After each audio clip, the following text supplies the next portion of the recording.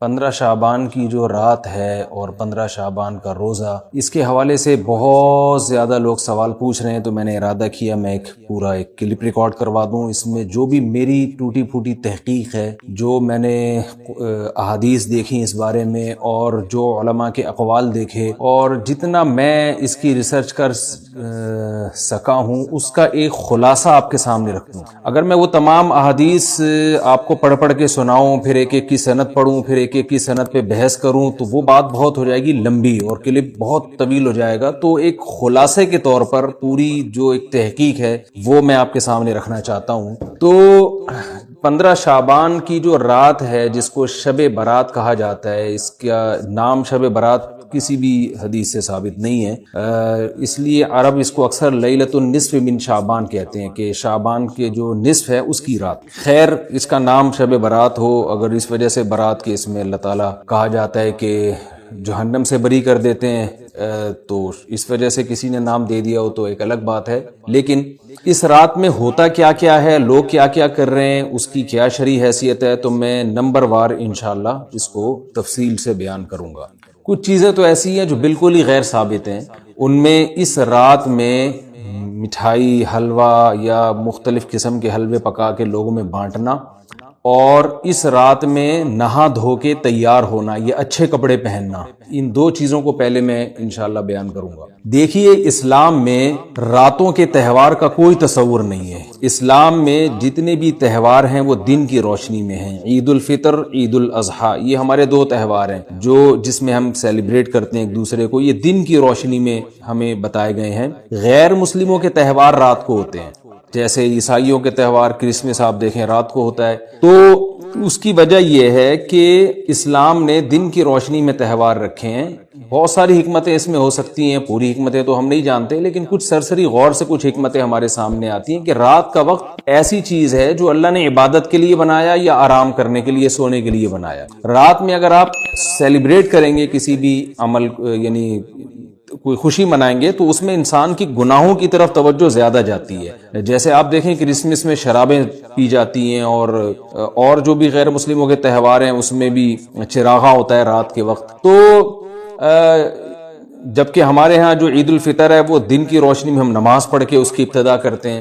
تو آپ کہہ سکتے ہیں کہ شب برات کو کوئی تہوار تو نہیں مانتا، تو دیکھیں تہوار زبان سے ماننا ضروری نہیں ہے، آپ اپنے عمل سے جب کوئی ایسا کام کرتے ہیں جو تہواروں میں کیا جاتا ہے تو اس کا مطلب یہ ہوا کہ آپ اس کو تہوار مان رہے ہیں، یعنی آپ اس کو ایک خوشی کا دن مان رہے ہیں۔ تو نہانا دھونا یا کھانے پکا کے لوگوں میں تقسیم کرنا یا خود کھانا، اور خاص طور پہ حلوہ یعنی میٹھا، یہ چیزیں تہواروں کے موقع پر ہوتی ہیں۔ جیسے ہم عید الفطر والے دن صبح سوئیاں بناتے ہیں، میٹھا بناتے ہیں، کھاتے ہیں، لوگوں کو کھلاتے ہیں، نہاتے ہیں، اچھے کپڑے پہنتے ہیں۔ جمعے والے دن بھی، جمعے میں بھی عید کا عنصر ہے، حدیث میں اس کو بھی عید قرار دیا، اس دن بھی ہم نہا دھو کے کپڑے پہنتے ہیں۔ تو جو لوگ 15 شعبان کی رات کو نہاتے دھوتے ہیں، اسپیشلی اس رات کو کہ بھئی آج کوئی تہوار ہے یا آج کوئی خوشی کا دن ہے، اور مٹھائیاں کھاتے ہیں یا حلوے پکاتے ہیں، تو وہ زبان سے اس کو تہوار نہ بھی کہیں، اپنے عمل سے یہ بتاتے ہیں کہ یہ تہوار ہے، جبکہ یہ تہوار نہیں ہے۔ اسلام میں کوئی اس کی ایک ضعیف روایت بھی نہیں ہے کہ آپ صلی اللہ علیہ وسلم نے، میرے علم میں نہیں ہے، کم از کم ہو سکتا ہے کوئی موضوع من گھڑت روایت موجود ہو جس میں کوئی کہیں بھی نہیں ہے کہ آپ صلی اللہ علیہ وسلم نے اس رات کو ہمیں نہانے کا حکم دیا ہو، یا اچھے کپڑے پہننے کا حکم دیا ہو، یا کھانے پینے کا یا حلوے کھلانے کا، ہمیں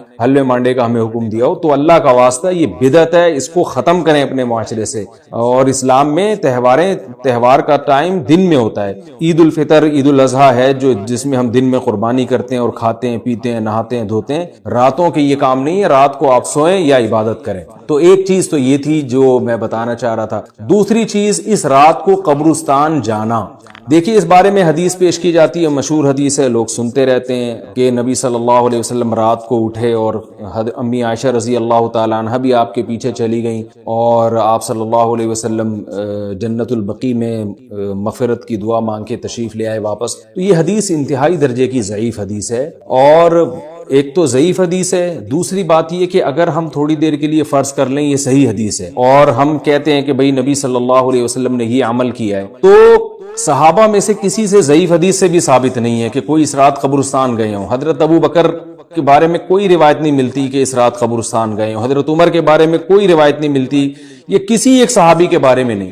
تو آپ مجھے بتائیں کہ یہ کیسی سنت ہے کہ جو صحابہ کی سمجھ میں نہیں آئی اور ہماری سمجھ میں آ گئی ہے. تو مشرکین مکہ یہ کہا کرتے تھے لو کان خیرا ما سبقونا الیہ، قرآن مجید کی آیت ہے کہ اگر یہ اسلام میں کوئی خیر ہوتی تو یہ صحابہ ہم سے پہل نہ کرتے. یہ صحابہ نے ہم سے پہل کیا ہے، اس کا مطلب ہے یہ اسلام خیر کا کام نہیں ہے. تو مشرکین کو صحابہ سے چونکہ نفرت تھی اس لیے کہتے تھے کہ یہ چونکہ اسلام کو فالو کر رہے ہیں تو یہ اس کی علامت ہے کہ اسلام خیر نہیں ہے، کیونکہ خیر میں تو ہم صحابہ سے آگے ہوتے ہیں. اپنے بارے میں ان کا یہ اس خوش فہمی میں مبتلا تھے وہ. لیکن ہماری رائے کیا ہے؟ ہم یہ کہتے ہیں کہ لو کان خیرن لسبقونا الیہ. وہ کہتے تھے لا سبقونا، ہم کہتے ہیں لسبقونا، کہ اگر کوئی بھی خیر کا کام ہے تو صحابہ ہم سے ضرور اس میں پہل کریں گے. یہ ہو نہیں سکتا کہ خیر کا کام وہ ہم کریں اور صحابہ نے نہ کیا ہو. تو اسی طرح میں یہ عرض کرتا ہوں کہ دیکھیں اگر قبرستان جانا اس رات میں سنت عمل ہوتا تو صحابہ یقیناً جایا کرتے. کوئی ایک صحابی تو گیا ہو. یہ کیسی بات ہے جو صحابہ کی سمجھ میں نہیں آئی اور ہماری سمجھ میں آ رہی اور ہم قبرستان جا رہے ہیں اس رات کو. چلیں اگلا اسٹیپ تھوڑی دیر کے لیے فرض کر لیتے ہیں کہ نبی صلی اللہ علیہ وسلم جو ایک رات قبرستان گئے، فرض کر لیں وہ حدیث بھی صحیح ہے، یہ بھی فرض کر لیں کہ صحابہ اگرچہ نہیں گئے مگر ہم صحابہ سے بھی زیادہ آگے نکلنے کی کوشش کرتے ہیں اور صحابہ کو سمجھ میں نہیں آیا، ہمیں سمجھ میں آ گیا. تو چلیں فرض کر لیں تھوڑی دیر کے لیے کہ اس رات کو جانا ہم سنت مان لیتے ہیں، آپ کے دلائل ہم مان لیتے ہیں اور صحابہ کی سمجھ میں نہیں آئے لیکن ہماری سمجھ میں زیادہ آ رہا ہے، ہم فرض کر لیتے ہیں، مان لیتے ہیں کہ اس رات قبرستان جانا سنت ہے. تو آپ مجھے بتائیں نبی نے جو عمل جس طرح سے کیا ہو اس طرح سے سنت ہوگا یا آپ اپنی طرف سے جس کو ہم پشتوں میں کہتے ہیں اخپل طریقے سے کرنا سنت ہے؟ نبی نے فجر کی 2 رکعتیں پڑھی ہیں اور ہر رکعت میں 2 سجدے کی ہیں. آپ اگر فجر کی 3 رکعتیں پڑھیں گے تو کیا نماز ہو جائے گی آپ کی؟ اب آپ دلیل میں یہ کہیں کہ نبی نے فجر کی نماز پڑھی ہے تو مجھ پر بھی لازم ہے.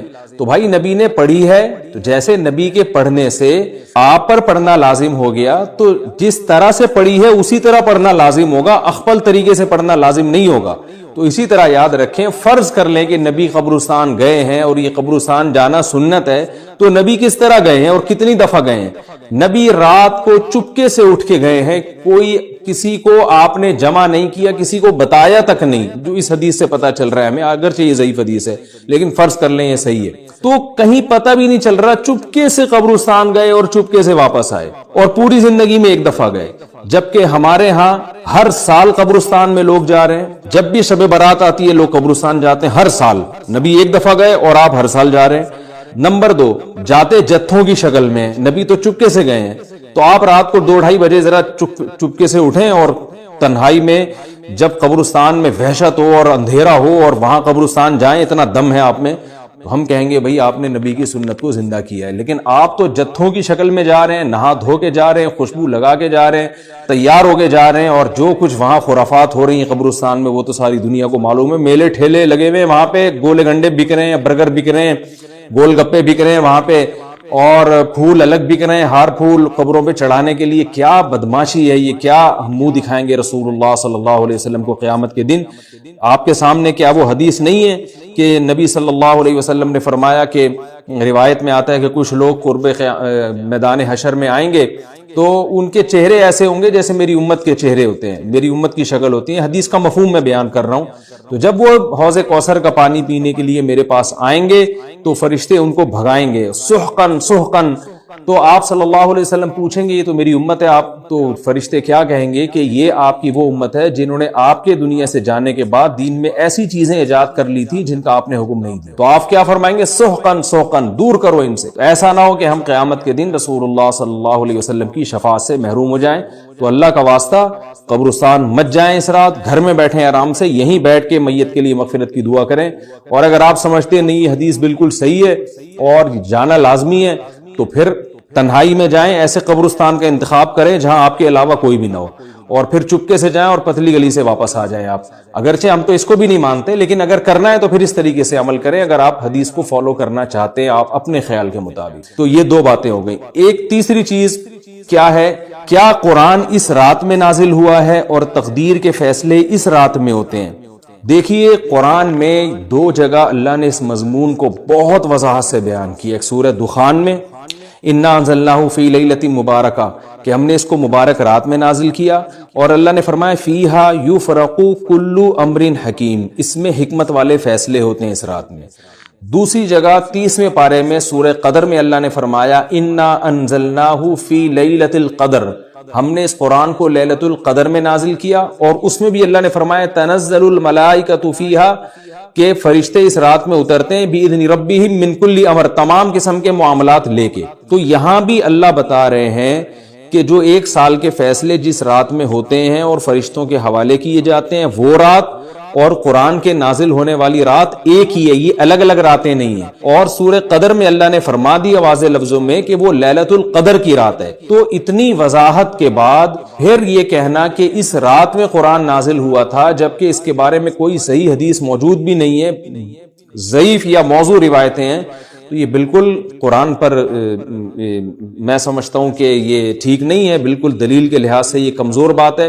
اگرچہ بعض علماء اس طرف گئے ہیں اور انہوں نے تعویل کی ہے، انہوں نے یہ تعویل کی ہے کہ قرآن جو ہے آسمان دنیا پہ آیا لیلۃ القدر میں، اور وہاں سے جو نیچے نزول شروع ہوا ہے وہ شب برات میں ہوا ہے، لیکن یہ تعویل عقل سے بعید ہے، اور اس تعویل کی ہمیں ضرورت بھی نہیں ہے۔ دو صحیح حدیثیں ٹکرا رہی ہوں یا قرآن کی آیت کسی ایسی متواتر حدیث سے ٹکرا رہی ہو، تو پھر تو وہاں ہمیں تطبیق دینے کی ضرورت پیش آتی ہے، جب قرآن کے مقابلے میں کوئی حدیث ہی نہیں ہے، صحیح حدیث بھی نہیں ہے۔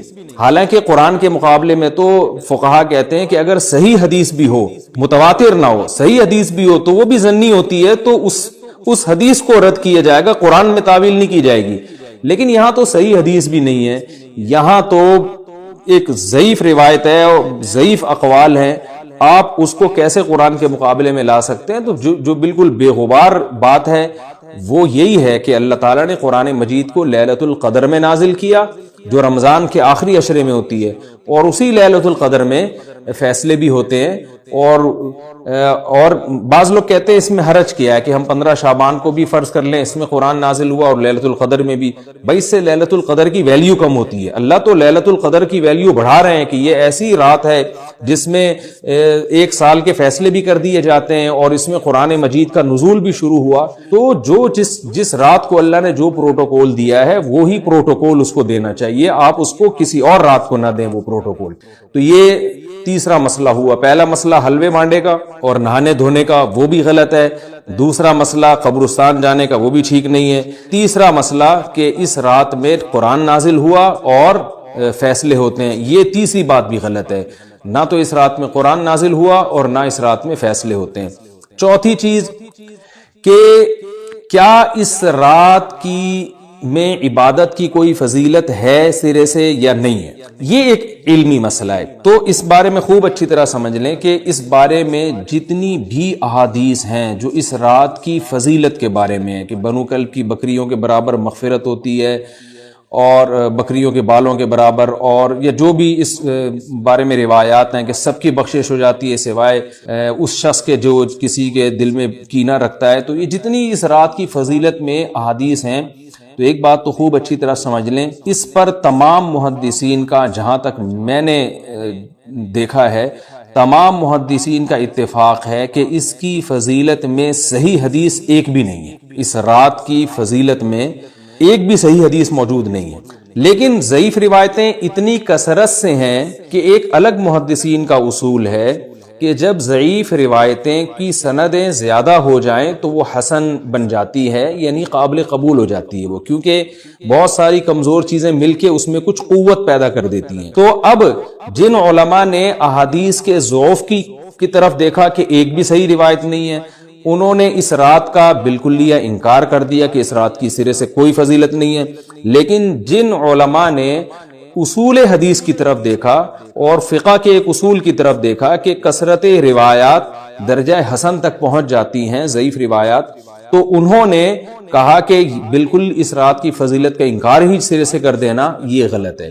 تو جمہور اس طرف گئے ہیں کہ اس رات کی فضیلت کا بالکلیہ انکار کر دینا یا اس کی عبادت کی فضیلت کا بالکلیہ انکار کر دینا یہ ٹھیک نہیں ہے، لیکن کچھ علماء، وہ بھی بڑے محقق علماء ہیں، وہ اس طرف گئے ہیں کہ اس رات کی سرے سے کوئی فضیلت اسلام میں ہے ہی نہیں۔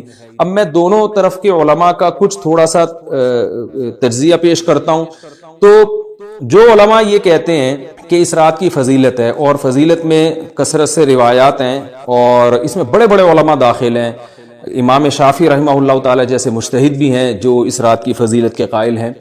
باقی ائمہ سے مجھے جو ہے نا امام ابو حنیفہ سے کچھ نہیں ملا اس رات کی فضیلت کے بارے میں، اور امام احمد ابن حنبل سے بھی مختلف روایات ملی ہیں، اس لیے میں جزم سے کسی اور امام کے بارے میں نہیں کہہ سکتا، لیکن امام شافعی سے بہرحال اس کی فضیلت صراحتاً منقول ہے، اگرچہ انہوں نے بھی اعتراف کیا ہے کہ اس کی روایات کے بارے میں جتنی اس بارے میں روایات ہیں وہ ضعیف ہیں، لیکن وہی ایک اصول ہے کہ جب ضعیف روایات بہت کثرت سے ہوتی ہیں تو درجہ حسن تک پہنچ جاتی ہیں۔ تو اس اصول کے تحت جمہور اس کے قائل ہیں کہ اس رات میں عبادت اگر ہم کرتے ہیں تو دوسری راتوں کی نسبت ہمیں ثواب زیادہ ملتا ہے، لیکن جو بعض دوسرے علماء جو بالکل ہی اس رات کی فضیلت کے منکر ہیں، ان کے دلائل میں یہ ہے کہ یہ بات اگرچہ درست ہے کہ اگر ضعیف روایات کثرت سے ہوں تو وہ درجہ حسن تک پہنچ جاتی ہیں، لیکن وہ کہتے ہیں کہ کچھ قرائن ایسے ہیں جن قرائن سے پتہ چلتا ہے کہ جو ہے ان قرائن کو اگر سامنے رکھا جائے تو وہ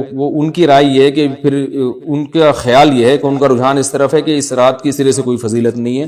ان قرائن میں ایک چیز یہ بھی ہے کہ اس کے بارے میں جو روایات ہیں ان میں بہت زیادہ ثواب کی بشارت سنائی گئی ہے۔ تو بعض محدثین کا یہ اصول ہے کہ کسی رات کے بارے میں یا کسی خاص عمل کے بارے میں بہت زیادہ کہیں غلو ہوتا ہے یا مبالغہ ہوتا ہے، غلو تو نہیں کہہ سکتے، تو یہ خود ایک اس طرف اشارہ ہوتا ہے کہ یہ ایک ضعف ہے، اگرچہ یہ کوئی اتنی مضبوط بات نہیں ہے، لیکن بہرحال جو علماء اس کی فضیلت کے بالکل منکر ہیں ان کی ایک دلیل میں آپ کے سامنے پیش کر رہا ہوں۔ دوسری بات یہ ہے کہ جو علماء اس کی فضیلت کے بالکل بھی قائل نہیں ہیں، ان کی ایک بڑی دلیل یہ بھی ہے، جن میں ہمارے شیخ حضرت مفتی رشید احمد صاحب رحمہ اللہ تعالی بھی تھے، اگرچہ انہوں نے اس بارے میں کوئی صراحتاً فتویٰ نہیں دیا، لیکن وہ یہ اشکال ظاہر کیا کرتے تھے کہ شریعت میں جب بھی کسی وقت کی یا کسی خاص رات کی کوئی فضیلت آتی ہے تو اللہ تعالیٰ اس کو جو ہے وہ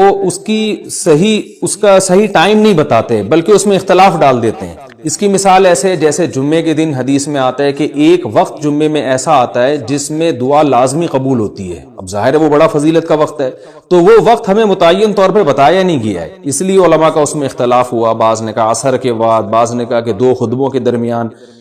لیلۃ القدر کو دیکھ لیں، لیلۃ القدر کی فضیلت میں قرآن بھی ہے، بہت ساری احادیث ہیں، لیکن لیلۃ القدر کی رات ہے کون سی یہ اللہ نے اس میں ابہام ڈال دیا۔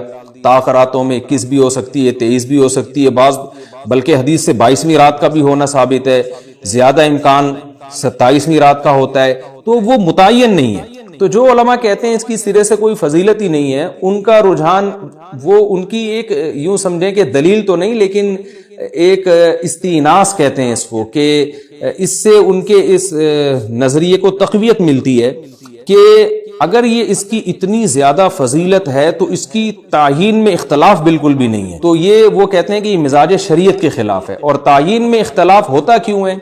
علماء نے یہ بیان کیا اگر لیلۃ القدر کو متعین طور پہ بیان کر دیا جاتا نا کہ یہی لیلۃ القدر ہے تو بہت ساری اس میں جو ہے نا حکمتیں فوت ہو جاتی، جن میں ایک یہ بھی کہ اس رات میں جہاں عبادت کا ثواب بہت ہے گناہ کا عذاب بھی بہت ہے، پھر اگر اس رات میں کوئی گناہ کرتا تو وہ اللہ کے عذاب سے نہ بچ پاتا، کیونکہ وہ اللہ متعین کر دیا کہ یہ لیلۃ القدر ہے، تو کیسے تم اس میں گناہ کر رہے ہو؟ اب معاملہ اللہ نے مبہم رکھ دیا کہ بھئی یہ بھی ہو سکتی ہے تو اگلے دن بھی ہو سکتی ہے۔ اور ایک فائدہ یہ بھی اس میں رکھا متعین نہ کرنے میں کہ لیلۃ القدر انہی کو ملے جو تلاش کریں، جو پورا عشرہ جاگیں گے ان کو لیلۃ القدر ملے گی۔ اگر اللہ اسپیسیفک دن بتا دیتا کہ 21ویں ہے، 23ویں ہے یا 25ویں ہے یا 22ویں ہے تو بہت سارے لوگوں کو لیلۃ القدر مل جاتی، تو اللہ نے جو مبہم رکھا ہے نا، تو ایک رات کی فضیلت اللہ نے بڑھا دی مگر اس کی تعیین میں ابہام پیدا کر دیا تاکہ جو پورا عشرہ جاگے گا اسی کو لیلۃ القدر ملے گی، اس کے علاوہ ہر آدمی کو نہ ملے۔ وہ ایک اللہ کی ایک حکمت ہو سکتی ہے اس میں۔ تو یہ 2 حکمتیں ہیں کہ اس میں گناہ اگر کوئی کرے تو اس پر عذاب نہ آ جائے، کیونکہ اگر متعین کر دیا جائے گا تو پھر گناہ کیسے تم کر رہے ہو اس رات میں، تو اللہ نے اس میں بھی ابہام پیدا کر دیا۔ جو گناہ کرنے والا ہے اگرچہ وہ بڑا گناہ گار ہے اس رات میں، چاہے وہ رمضان کا آخری عشرے میں کسی رات میں بھی گناہ کرتا ہے، لیکن کم از کم اتنا عذر تو ہے کہ اس کو کیا پتا تھا کہ یہ آج لیلۃ القدر ہوگی۔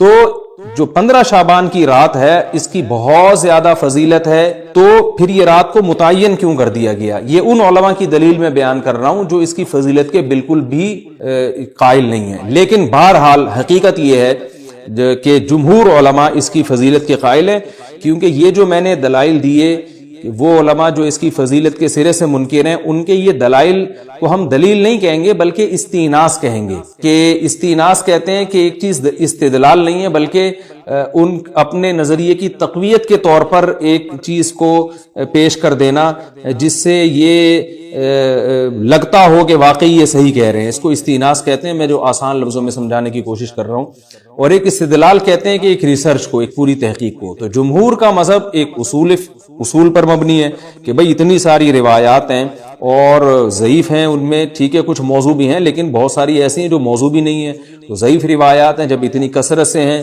اور اس میں ہے بھی عبادت کا تذکرہ تو عبادت کرنے میں کوئی حرج بھی نہیں ہے، تو لہذا انہوں نے اس کو جو ہے نا اس کو دلیل بنایا ہے، اور اصول کے لحاظ سے یہ بات درست ہے۔ تو اس اصول کو اگر کوئی فالو کرنا چاہے تو اس رات کی عبادت اس کے لیے بالکل ٹھیک ہے، اور اللہ کی رحمت سے امید ہے کہ اس میں اس کو ثواب زیادہ ملے گا۔ تو جمہور ایک طرف ہیں اور بعض علماء دوسری طرف ہیں، تو یہ میں نے صرف اس لیے بیان کر دیا کہ اس رات کی فضیلت میں اتفاق نہیں ہے بلکہ مختلف فی ہے، مجتہد فی ہے، اختلاف رائے اس میں ہو سکتا ہے۔ تو اگر کوئی عالم اس رات کی فضیلت کا بالکلیہ انکار کرے اور ان علماء کا بھی احترام کرے جو اس رات کی فضیلت کے قائل ہیں، تو پھر اس عالم پر رد کرنے کا حق نہیں ہے۔ دوبارہ میں اپنی بات کو ریپیٹ کرتا ہوں، اگر کوئی عالم یہ کہے کہ اس رات کی سرے سے کوئی فضیلت نہیں ہے تو اس عالم پر طعن و تشنیع جائز نہیں ہے، کیونکہ ان کے بھی کچھ نہ کچھ استدلالات ہیں۔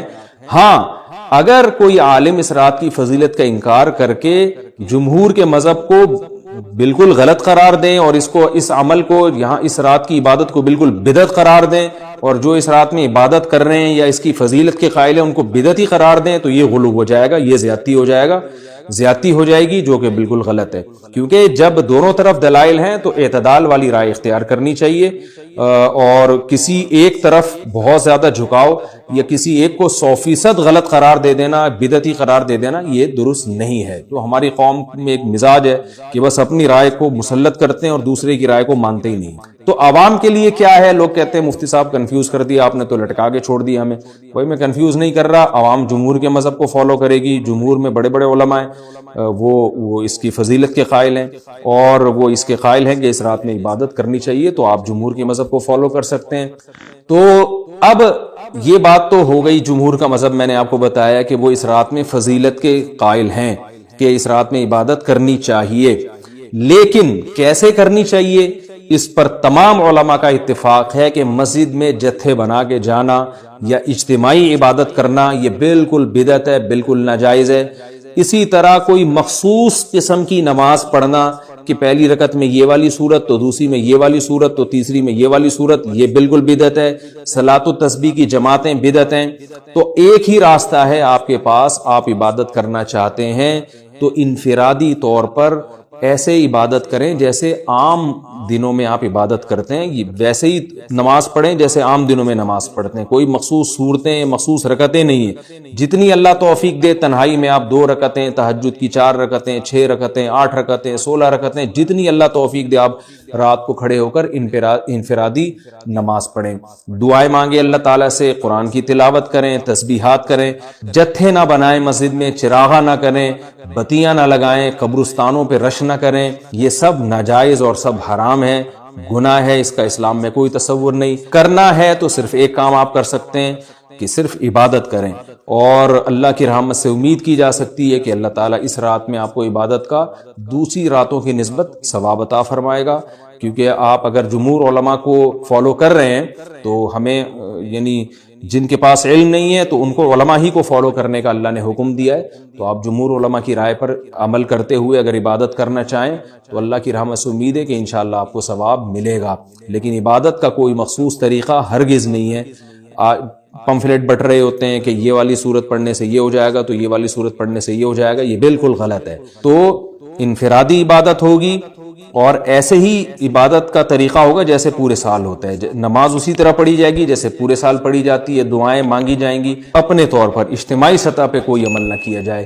دیکھو کچھ نہ کچھ علم جانوروں کے پاس بھی ہوتا ہے. شہد کی مکھی کے پاس بھی ایک علم ہے, مرغیوں کے پاس بھی ایک علم ہے, شیر کے پاس بھی ایک علم ہے, مچھر کے پاس تو ایسا میڈیکل سائنس کا علم ہے نا, وہ تو پہلے بیٹھ کے پہلے کیا کرتا ہے, ایک ٹیکا لگائے گا, سن کرے گا اس جگہ کو, تاکہ اس سے بڑا جب ٹیکا لگے تو بندے کو پتہ ہی نہ چلے. اس کو پتا ہے اگر میں نے ڈائریکٹ خون چوسنا شروع کر دیا تو یہ انسان میرا خون پہلے چوس لے گا, کیونکہ اتنی زور سے انجیکشن گھونپتا ہے, وہ سرنج داخل کرتا ہے, تو یہ اس کو پتا ہے کہ یہ مجھے رکھ کے چماٹ لگائے گا, تو پہلے وہ ایک کیمیکل چھوڑتا ہے اس جگہ کو سن کر دیتا ہے تاکہ چیخ نہ مارے, یہ اس کو پتہ ہی نہ چلے. پھر اس کے بعد کیا کرتا ہے, انجیکشن لگا کے خون چوستا ہے. وہ کتنی نالج ہے یا نہیں ہے اس کے پاس. پھر وہ جب خون چوس کے موٹا کپا ہو جاتا ہے, اڑ جاتا ہے, اڑنے کے بعد ہمیں کھجلی ہوتی ہے, وہ بھی اس کی سوئی کی نہیں ہوتی, وہ جو کیمیکل اس نے چھوڑا ہوتا ہے نا سن کرنے والا, اس کی کھجلی ہو رہی ہوتی ہے, ہمیں خارش ہو رہی ہوتی ہے.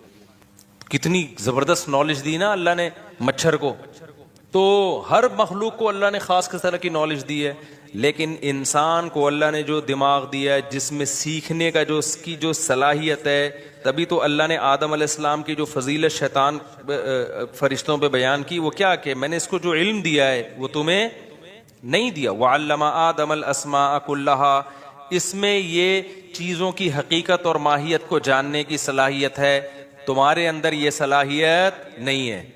تو اس سے انسان کی فضیلت کیسے ثابت ہو گئی؟ فضیلت ایسے ثابت ہو گئی کہ اب یہ اپنی کھوپڑی استعمال کرے گا, پھر یہ کھوپڑی استعمال کر کے صحیح اور غلط کا فیصلہ کرے گا, اپنے اختیار سے صحیح پہ چلے گا, اپنے اختیار سے غلط پہ چلے گا. کچھ خواہشات کو خدا بنا لیں گے, کچھ عقل استعمال کریں گے اور خواہشات کو اپنی زندگی سے نکال دیں گے. کہیں گے بھائی یہ خواہشات جائز خواہشات پوری کرو, حرام کی طرف مت جاؤ. دیکھو فرشتوں کو بھی اللہ نے عقل دی ہے, لیکن فرشتوں میں اللہ نے خواہشات نہیں رکھی, تبھی فرشتوں کی آزمائش نہیں ہے, اور اس طرح سے سیکھنے کی ان میں صلاحیت بھی نہیں رکھی جیسی انسان میں رکھی ہے.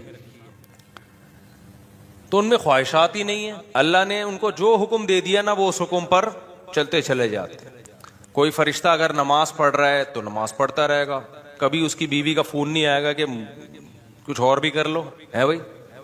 کوئی اس کو پیچھے سے اس کی وائف تنگ نہیں کرے گی کہ بھائی انڈے لیتے آؤ, دہی لیتے آؤ, ایک پاؤ جب گھر آؤ گے. ہم جب نماز کی نیت باندھتے ہیں تو ایک دم فون اگر سائلنٹ پہ کیا ہو تو وائبریشن کرنا شروع کر دیتا ہے. آدمی کو ٹینشن ہوتی ہے پتہ نہیں کیا ہو گیا, پھر فون اٹھا کے دیکھا تو گھر سے میسج آیا ہوا ہوتا ہے, فلاں کو بولو یہ لے آئے یا یہ لے آؤ. 20 قسم کے مسائل انسان کے ساتھ کیوں لگے ہیں؟ انسان کو بہت ساری چیزوں کی ضرورتیں ہیں, کچھ چیزوں کی ضرورت نہیں ہے, خواہش ہے, تو وہ خواہشات اور ضرورتوں کے جال میں بند ہے. اس کے بعد وہ عقل استعمال کرتا ہے کہ یہ لیگل ہے اور یہ اللیگل ہے, یہ صحیح ہے اور یہ غلط ہے. یہ کوالٹی, یہ اس ٹائپ کا دماغ انسان کے علاوہ کسی اور مخلوق کے پاس نہیں ہے. تو انسان کے اور زمین کے سائز کو نہ دیکھو, اس زمین کو بھی فضیلت ملی انسان کی وجہ سے. اصل جو یہ جو دماغ ہے نا, جو اللہ نے کھوپڑی میں چھوٹا سا دماغ دیا ہے, یہ کھوپڑی اللہ نے کبھی فرشتے کا بیان سنا آپ نے ممبر پہ بیٹھ کے بیان کر رہا ہو, یا شیر کا, چیتے کا, یا ہاتھی کا, بیل کا؟ ایک ایتھیسٹ نے سوال کیا تھا کہ یہ انسان تو اتنا چھوٹا سا ہے اور اس کو اتنی مذہب اتنی اہمیت کیوں دے رہا ہے؟ تو میں نے اس کا جواب دیا تھا اگر سائز کو دیکھنا تو پھر بیل کا سائز کیا ہوتا ہے؟ بڑا ہوتا ہے, پھر اس کی عزت انسان سے زیادہ ہونی چاہیے. کیا خیال ہے بھائی؟ پھر اس کو ذبح کر کے کھاتے کیوں ہو تم؟ ایتھیسٹ لوگ بھی کھاتے ہیں نا گائے کا گوشت, پھر تو بیل کو چاہیے انسانوں کو ذبح کر کے کھائے وہ. اگر سائز کی بیس پر, کسی کے حجم کی بیس پر ہم نے مخلوق کو فضیلت دینی ہے تو گینڈے, گدھے اور گھوڑے وہ اس دنیا میں زیادہ فضیلت والے ہونے چاہیے. آپ یہ کہہ سکتے ہیں وہ بھی تو اس کائنات میں بہت چھوٹے سے ہیں. بھائی چھوٹے سے ہم سے تو بڑے ہیں نا کم از کم. تو اگر سائز کے حساب سے ہم نے کسی مخلوق کو فضیلت دینی ہے تو انسان سے زیادہ فضیلت گدھے اور گھوڑے اور ویل مچھلی کی سب سے زیادہ فضیلت ہونی چاہیے زمین میں. کہ سب سے بڑا سائز کس کا ہے؟ ویل مچھلی کا ایک دانت انسان کے برابر ہوتا ہے. یہاں سینڈ سپٹ پہ ایک ویل مچھلی پکڑی گئی تھی ہمارے بچپن میں, تو اس میں بندے گھسے ہوئے تھے, منہ کے اندر 8-10 بندے آ گئے تھے اس کے آرام سے. مر چکی تھی, شکر ہے, اگر زندہ ہوتی تو پھر وہ اب تک بیل مچھلی اس کو کباب بنا کے کھا چکی ہوتی. تو اتنی بڑی بڑی مخلوق, لیکن انسان کو فضیلت کس پہ اس پہ دی جا رہی ہے؟ اس دماغ کی بیس. تو میرے بھائی یہ سارا کھیل کس کا ہے؟ عقل اور خواہشات. عقل اور خواہشات بھی آئیں گی. فرشتوں میں خواہشات نہیں آ رہی ہوتی, آپ کی خواہش کہہ رہی ہوگی یہ کر لو وہ کر لو, سسٹم کے تحت فلاں کو بنا دو, فلاں کو گرا دو, اور فلاں بھی سارے ہی ایک جیسے ہیں. اس سسٹم میں جتنے ہیں یہ تو سبھی ایک جیسے چل رہے ہیں, کوئی کسی ایک کو آپ تھوڑی ملامت کر سکتے ہو. تو فلاں کو گرا دو, فلاں کو, یہ پیچھے کیا ایک کچھ مخلص ہوتے ہیں, کچھ اپنی خواہشات کو کے غلام بنے ہوئے ہوتے ہیں. اوپر سے نیچے ہر طبقے میں اچھے بھی اور برے بھی ہمیشہ موجود رہیں گے. اور ان بروں سے کمپیئر کیا جائے گا تو پتا چلے گا کہ اچھا کون ہے اور برا کون. اچھوں سے کمپیئر کریں گے, میں نے بتایا نا نظریہ اضافت تھا نا آئنسٹائن کا, وہ ہر جگہ امپلیمنٹ ہوتا ہے اس کا, ہر جگہ. وہ جب برائی کو کمپیئر کریں گے اچھائی سے تو پتا چلے گا اچھائی کسے کہتے ہیں, اچھائی کو کمپیئر کریں گے برائی سے تو پتا چلے گا برائی کسے کہتے ہیں. تبھی قرآن دونوں کو ساتھ ساتھ لے کے چلتا ہے. آدم علیہ السلام کی تخلیق کے وقت ہی اللہ نے بتا دیا تھا کہ اچھا کون ہے اور برا کون ہے. آدم سے غلطی ہوئی توبہ کر لی, شیطان سے غلطی ہوئی توبہ نہیں کی. کمپیئر کر کے بتا دیا کہ بھی غلطی کرنے سے برے نہیں ہو جاتے, غلطی کر کے اس غلطی پر ڈٹنے سے کیا ہوگے, برے ہوگے. وہ کمپیئر کیا, مقابلہ کیا. غلطی تو کسی سے بھی ہو سکتی ہے بھائی. تو میرے بھائی جو اللہ نے مجھے اور آپ کو دماغ دیا ہے نا, اور جو خواہشات دی ہیں, تو اب اللہ کی نظر میں اچھا وہ بنے گا جو ان خواہشات کو اپنی عقل کے نیچے رکھے گا. آپ کی دل چاہتا ہے بہن کو وراثت نہ دیں, عقل کہتی ہے کہ یہ کیا ہے, غلط, ہڑپ کر جائیں تو زندگی بن جاتی ہے بہت سے لوگوں کی. عقل کیا کہتی ہے, نا نا نا نا نا, یہ کیا ہے بھائی, غلط. تو اب اللہ دیکھتے ہیں کہ میرا یہ جو مخلوق ہے نا, یہ جب اچھے راستے کو اختیار کرے گی تو اس کا اچھا بننا ایسا نہیں ہے جیسے فرشتوں کا اچھا بننا. اس کا اچھا بننا میں اپنی ارادے اور عقل کا دخل ہے. لہذا یہ اچھا بنے گی تو پھر بات بنے گی. دیکھو آپ کے ماتحتوں میں جو باصلاحیت لوگ ہوتے ہیں نا, آپ چاہتے ہو ان کو فوکس کیا جائے. جو باصلاحیت لوگ نہیں ہوتے آپ کی نظر میں ان کی زیادہ ویلیو نہیں ہوتی. تو صلاحیت والا عقل کے لحاظ سے انسان ہے اس کائنات میں, اس لیے پوری کائنات میں سب سے زیادہ ویلیو اللہ کس کو دے رہے ہیں, انسان کو دے رہے ہیں. اب اللہ تو ویلیو جب تک آخرت قائم نہیں ہوتی سب کو یکساں ویلیو دے رہے ہیں, سب کو برابر ویلیو دے رہے ہیں. تبھی اللہ کی نظر میں ہدایت پر آنے میں کالے گورے میں, مالدار اور غریب میں کوئی فرق نہیں ہے. تبھی تو اللہ نے پیغمبروں کو کہا کہ آپ نے جب دعوت دینی ہے تو مالدار اور غریب کا, سردار اور غلام کا فرق نہیں کرنا, یہ فرق نہیں کرنا. پیغمبروں پر سب سے بڑا اعتراض ہی ہوتا تھا کہ آپ کی مجلس میں تو مالدار غریب لوگ بیٹھتے ہیں, ہم مالداروں کی عزت خراب ہوتی ہے ان کے ساتھ بیٹھنے پر. تو اللہ نے پیغمبروں کو کیا کہا کہ نہ نہ ان غریبوں کو اپنی محفل سے نکالنے کی آپ کو اجازت نہیں ہے, کیونکہ اگر آپ نے نکال دیا تو اس کا مطلب اللہ بھی کیا کر رہا ہے, وہ امیر غریب کا فرق کر رہا ہے. بناتا خود امیر غریب ہے اور پھر خود ہی فرق کر رہا ہے. تو بھئی یہ تو دولت تو اللہ کی دین ہے, اس میں کسی کی فضیلت کی کیا بات ہے. تو انسان کو اللہ نے عقل دی, انسان اب خواہشات کا غلام بنے گا نا, تو میرے بھائی آپ کی نظر میں اچھا ہو سکتا ہے, اللہ کی نظر میں اس کی 2% کی ویلیو نہیں. اللہ کہتے ہیں تو اس امتحان میں ناکام. اچھا یہ بھی ایک بات ہے, اللہ نے جب عزت, دیکھو بے عزتی ہمیشہ اس کی ہوتی ہے جس کی عزت ہو. یہ میں کئی بار بیان میں مثالوں سے سمجھا چکا ہوں. بہت سے لوگوں کو میں نے یہ مثال دی نا کہ عزت, آپ کو بے عزتی فیل ہو رہی ہے نا تو عزت ختم کر دو اپنی, اس سے بے عزتی آپ کی فیل ہونا کیا ہو جائے گی. گھر میں ابا سے صبح شام تانے مل رہے ہیں نا ایک آدمی کو, تو کہہ رہے مجھے محسوس ہوتی ہے بے عزتی. تو میں نے کہا جب کئی دن تک ابا سے تانے سنتے رہو گے تو آپ کی عزت کا گراف اتنا نیچے آ چکا ہوگا کہ بے عزتی محسوس ہونے کا گراف بھی اسی حساب سے نیچے آ چکا ہوگا. تو یہ بھی ایک پیکیج ہے خودکشی سے بچنے کا. بعض لوگ خودکشی کے ارادے سے آتے ہیں میرے پاس کہ میں تو اب خودکشی کر رہا ہوں کیونکہ ابا کی طرف سے تانے اتنے بے روزگاری کے اور یہ وہ. تو میں نے کہا اس میں خودکشی کا کیا ہے بھائی, تانے ہیں تو کیا ہو رہا ہے. کہہ رہے بے عزتی بہت ہوتی ہے گھر میں ہر وقت. تو میں نے کہا بے عزتی تو تھوڑے دنوں میں کیا ہو جاتا ہے, انسان بے عزتی کا عادی ہو جاتا ہے.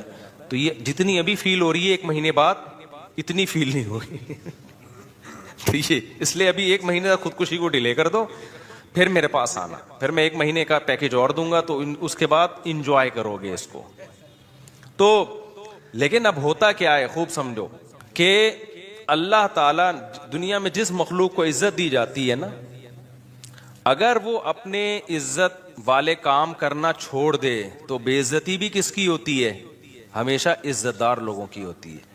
اس لیے اللہ تعالیٰ نے جہاں انسان کے لیے جنت بنائی ہے نا, وہیں جہنم بھی کس کے لیے بنائی ہے؟ انسانوں کے لیے بنائی ہے اللہ نے. تبھی قرآن کیا کہتا ہے, ایک طرف قرآن انسانوں کے فضائل بیان کرتا ہے, وَلَقَدْ كَرَّمْنَا بَنِي آدم, ہم نے بنی آدم کو بڑی عزت دی. ایک طرف قرآن کہتا ہے ہم نے بنی آدم کو مسجود ملائکہ, فرشتوں کا مسجود بنایا. ایک طرف قرآن کہتا ہے ہم نے جو ہے ساری کائنات مسخر کر دی بنی آدم کے لیے اتنی. ایک طرف اللہ کہتا ہے اولئک کالانعام, یہ انسان چوپایوں سے بھی بدتر ہیں. ارے بھائی اللہ, ایک طرف تو اتنا پروٹوکول دے رہا ہے, دوسری طرف کہہ رہا ہے یہ گدھے گھوڑے سے بھی کیا ہیں, بدتر ہیں. بھائی بات یہ ہے کہ جب عزت بہت زیادہ ہوتی ہے اور آپ وہ کام کر رہے ہوتے جو گدھے گھوڑوں پہ سوٹ کرتے ہیں, تو پھر آپ کا مقام گدھے گھوڑوں جیسا نہیں ہوتا بلکہ گدھے گھوڑوں سے کم ہوتا ہے. وجہ اس کی ہے کہ وہ تو گدھا گھوڑا ہے, وہ تو وہ کام کرے گا جو گدھے گھوڑوں کے کام ہوتے ہیں. تم تو وہ تھوڑی ہو, تم تو مسجود ملائکہ ہو, تمہیں تو اللہ نے ذہانت دی, عقل دی ہے, تم وہ کام کیوں کر رہے ہو؟ لہذا اللہ کہتے ہیں انسان یا تو اشرف المخلوقات ہے اللہ کی نظر میں, یا احقر المخلوقات ہے, تمام مخلوق میں سب سے بدترین مخلوق ہے.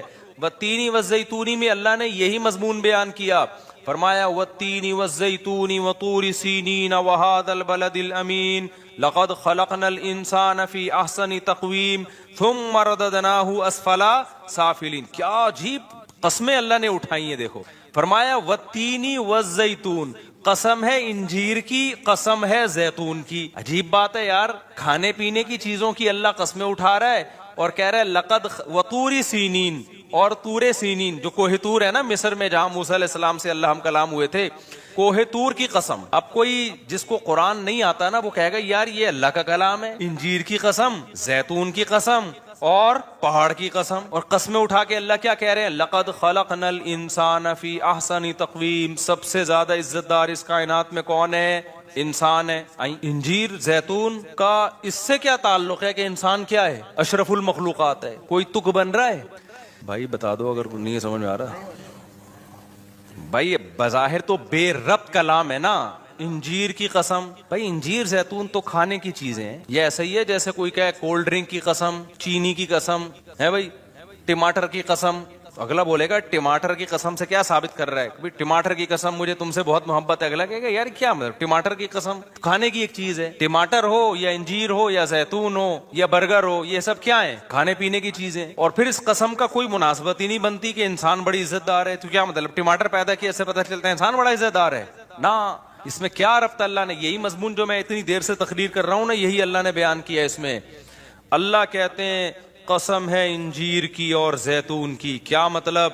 ان دو چیزوں کو دیکھ لو, پتا چلتا ہے کہ جس انسان کے لیے یہ دو قسم کی چیزیں پیدا کی ہیں وہ چھوٹا, وہ کم ویلیو والا نہیں ہے. کیونکہ انجیر اور زیتون انسانی خوراک میں غذائیت کے معیار پہ اعلیٰ ترین خوراکیں ہیں. یہ زیتون کا تیل ہی پہ کتابوں پہ کتابیں لکھی جا رہی ہیں. زیتون کا تیل ہے نا, ابھی میں اس کے فضائل بیان کروں گا تو بات بہت لمبی ہو جائے گی. زیتون کے تیل میں دھواں کم ہوتا ہے جب آپ اس کو جلاتے ہیں, اس کی آگ میں شفافیت بہت. جب بھی آپ کوئی چراغ کسی بھی تیل سے جلاؤ تو روشنی تو ملتی ہے, دھواں بھی ملتا ہے آپ کو, ٹھیک ہے نا. لیکن زیتون کے تیل میں دھواں کیا ہے؟ نہ ہونے کے برابر ہے. پھر اس کا دھواں تکلیف دہ دھواں نہیں ہے. پھر اس کی جو لائٹ ہے وہ بہت شفاف لائٹ ہوتی ہے. پھر زیتون کا تیل آپ جو استعمال کرتے ہو, اکثر تیل کولیسٹرول کو کم کرنے کے بجائے بڑھاتے ہیں, آپ میں اس کو موٹاپا لے کر آتے ہیں. زیتون میں فیٹ نہیں ہے. تو یہ تو اس پہ تو پوری اب میں کیا تقریریں کروں. دنیا کا سب سے بہترین آئل جو سمجھا جاتا ہے نا اس وقت, وہ کون سا سمجھا جاتا ہے؟ اور آپ ان قوموں کو دیکھو جن کی صبح و شام خوراک میں اولیو آئل شامل ہے, آپ ان کی صحتیں اور ان کے کلر کو دیکھو آپ جا کے, ایسا ان کے چہرے چمکدار اور شفاف ہو جاتے ہیں نا. ہم لوگ تو پراٹھوں کے ڈسے میں ہیں نا. اب آپ زیتون پی کے وہ کلر نہیں لا سکتے جو شام میں اور فلسطین میں لوگوں کا ہوتا ہے. سمجھ رہے ہو؟ آپ سمجھے کہ اچھا اب ہم وہ ہوگا تھوڑے سے 2-4 دھبے شاید کم ہو جائیں. باقی وہ تو بچپن سے ان کی تو جینز میں یہ چیز شامل ہو گئی ہے نا, ورنہ جو قومیں زیتون کھاتی آ رہی ہیں نا آئل میں, آپ ان کی جو ہے نا وہ ان کی صحتیں دیکھو, آپ ان کی خوبصورتی دیکھو, آپ حیران ہو جاؤ گے. تو اس میں بڑی شفافیت ہے. اور دوسری چیز ہے انجیر کے اپنے فضائل ہیں, اس پہ بھی پوری کتابیں آپ نیٹ پہ بھی سرچ کر سکتے ہیں, ڈاکٹروں سے پوچھ سکتے ہیں انجیر کا بیج کیسا ہوتا ہے, اس کے الگ فائدے ہیں, اس میں جو کارب ہے وہ کس ٹائپ کا کارب ہے, جو اس میں نشاستہ ہے نا وہ کس نشاستے کی بھی تو کتنی قسمیں ہیں. تو اللہ کیا کہتے ہیں, اچھا بعض طبیبوں میں نے لکھا ہے کہ اللہ نے انجیر اور زیتون کا اکٹھا ذکر کیا نا, آپ انجیر کو زیتون میں بھگو کے کھائیں آپ, تو یہ کمبینیشن ہے. تو اللہ نے دو مادی چیزوں کا ذکر کیا, والتین والزیتون, جو کس کے لیے بنائی گئی ہیں, انسان کے لیے. یہ انسان کی مادی ترقی کے لیے بنائی گئی ہیں. ایسا نہیں ہوگا انجیر کھانے سے آپ اللہ کے بہت محبوب بن جاؤ گے, اس کا مادی زندگی سے تعلق ہے, روحانی زندگی سے ڈائریکٹ تعلق نہیں ہے. اور دوسری چیز ہے کوہ طور انسان کی روحانی زندگی کے لیے, کہ اللہ نے موسیٰ کو کوہ طور پہ بلا کے ہدایت دی تھی تورات کی شکل میں, تاکہ انسان روحانی لحاظ سے بھی صحیح ٹریک پر چلیں. انسان کو دو ہی گائیڈنس کی ضرورت ہے, مادی زندگی بھی ٹھیک ہو جائے, جس میں سب سے بڑی چیز کیا, اس کی خوراک ٹھیک ہو جائے, کیونکہ مادی زندگی میں سب سے پہلے آپ کی کیا ہے, باڈی. بھائی آپ کی صحت اچھی ہے, بے شک آپ جہازوں میں سفر نہ کرو, جہاز نہ بھی ایجاد ہوتے, صحت اچھی ہوتی زیادہ زندگی اچھی ہوتی. آپ کی صحت اچھی ہو جائے تو آپ کے پاس دولت نہ بھی ہو, آپ زیادہ کامیاب لائف گزار سکتے ہو. سب سے پہلے جس چیز کو مادی زندگی میں فوکس کیا جاتا ہے وہ کون سی ہے, عقل مند سارے یہی کہتے ہیں نا, سب سے پہلے صحت کو فوکس کرو, گاڑیوں بنگلوں کو بعد میں. آپ کی ٹی بی کے مریض ہو اور آپ بزنس کلاس میں سفر کرتے ہو ہوائی جہاز میں, تو کیا کرنا ہے بھائی, کیا خیال ہے بھائی, میں بھی یہی کا باتیں کر رہا ہوتا ہوں یار. پیسہ آئے تو سب سے پہلے کیا ہے, اپنی باڈی پہ لگاؤ, صحت صحیح کرو. صحت صحیح ہے نا, منجی پہ بھی آپ کی زندگی بالوں سے گزرے گی, بھینسوں کے باڑے میں بھی اچھی زندگی گزرے گی. صحت صحیح نہیں ہے تو ہزار گز کے بنگلوں میں اور جاپان اور امریکہ میں بھی آپ ٹینشن میں ہوگے. تو اللہ نے انسانی صحت کے لیے جو سب سے مفید غذائیں تھیں, جن میں اللہ نے زیتون اور انجیر کا تذکرہ کیا, اور پھر اللہ نے وطور سینین, کوہ طور کا جو روحانی زندگی کا کیا ہے, موسیٰ علیہ السلام کو اللہ نے وہاں بلا کے تورات دی تھی. اللہ نے براہ راست اللہ ہم کلام ہوئے تھے, جس میں اللہ نے موسیٰ علیہ السلام کو بتایا کہ انسان روحانی اعتبار سے صحیح کیسے ہو سکتا ہے. زنا سے بچنا ہے, ماں باپ کی نافرمانی نہیں کرنی ہے, سود سے بچنا ہے, جھوٹ سے بچنا ہے, رشتہ داری کو جوڑنا ہے, توڑنا نہیں ہے, معاہدوں کو پورا کرنا ہے, اللہ کی عبادت کرنی ہے. تو مادی حساب سے بھی صحیح ٹریک پر انسان جب چلے گا, اور روحانی حساب سے بھی. اور تیسری وہاد البلد الامین, یہ آیت میں مجھ سے چھوٹ گئی تھی, وہاد البلد الامین, اور اس مکہ جو امن والا شہر ہے, اللہ نے اس کی بھی قسم اٹھائی, کیونکہ مکہ بھی وحی کا کیا ہے, مرکز ہے. دو ایسی جگہیں دنیا میں خاندانی ہیں جہاں جس شان سے وحی نازل ہوئی ہے, تیسری جگہ اس شان سے وحی نازل نہیں. ایک مکہ میں قرآن نازل ہوا, قرآن کا زیادہ تر حصہ, اور ایک کوہ طور پہ جہاں اللہ براہ راست موسیٰ علیہ السلام سے ہم کلام ہوئے. تو دو اللہ نے مادی نعمتوں کا ذکر کیا جو انسان کی مادی زندگی کو ٹھیک کرنے میں معاون اور مددگار بنتی ہیں, اور دو وہ پلیسز کا, وہ جگہوں کا ذکر کیا جہاں وحی آئی ہے, جس وحی نے انسان کی روحانی زندگی کو ٹھیک کیا ہے. تو اللہ کہتے ہیں یہ چار چیزیں دیکھ لو تو پتہ چل جائے گا کہ واقعی ہم نے انسان کو بڑا ہی خاندانی بنایا ہے, جس کے لیے غذائیں انجیر اور زیتون پیدا کی جا رہی ہیں, اور جس کی ہدایت کے لیے مکہ اور کوہ طور پر انتظام کیا جا رہا ہے. یہ پروٹوکول کسی اور مخلوق کو نہیں دیا جا رہا. سمجھ میں آ رہی ہے بات.